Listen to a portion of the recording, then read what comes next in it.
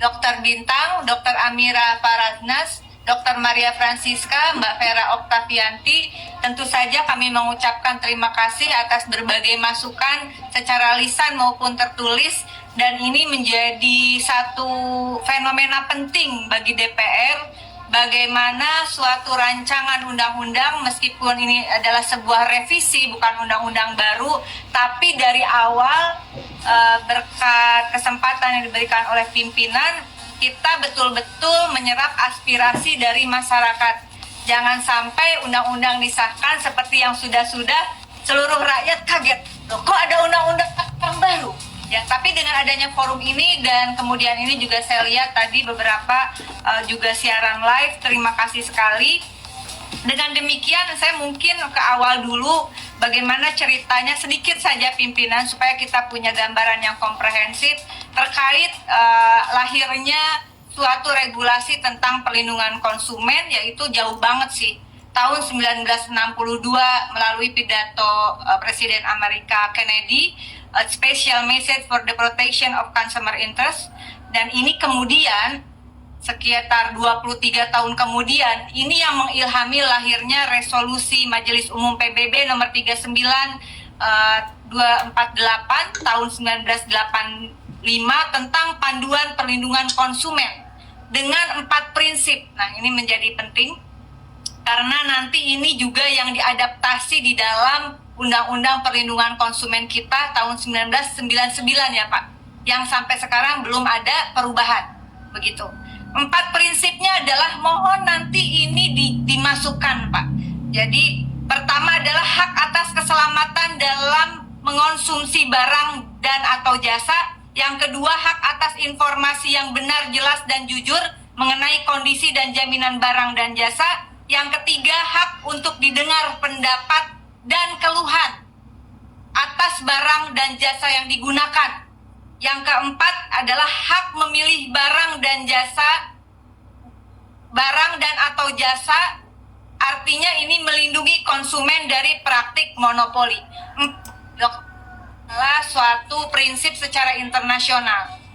Dan apa yang disampaikan tadi oleh para pihak yang hadir di sini, baik dokter maupun itu aktivis untuk terus menyuarakan bangga dengan kulit sendiri ya. Kita supaya karena iklan-iklan itu juga mengandung, kalau saya di filsafat memang belajar, itu salah satunya teorinya Pierre Bourdieu, namanya salah satunya kekerasan simbolik Pak, melalui iklan. Jadi orang nggak berasa jadi korban, malah menikmati kadang-kadang. Nah, kemudian ini adalah tadi 4 prinsip tadi memenuhi nih keluhannya, mereka harus didengar dan sebagainya. Di DPR ini didengar, tidak hanya didengar, tapi bagaimana apa yang disampaikan oleh masyarakat ini masuk ke dalam intervensi keputusan-keputusan norma yuridis, khususnya untuk revisi Undang-Undang Perlindungan Konsumen. Pertama Bapak, mohon karena saya ini draft yang ini dari mana ya, maaf? Dari DPR atau dari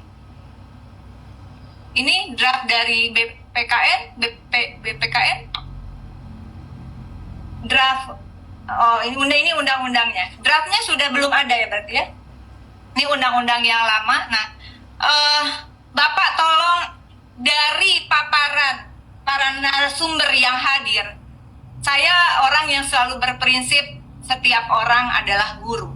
Dari mereka kita belajar, meskipun mungkin secara lisan. Tetapi dari sampaian lisan ini, hal yang paling mendasar adalah salah satunya penguatan atas definisi konsumen terkait ekspansi konsumen di era digital. Ekspansi konsumen di era digital. Vira, tolong dibantu. Mati nanti disangkanya saya ada dapat endorsan.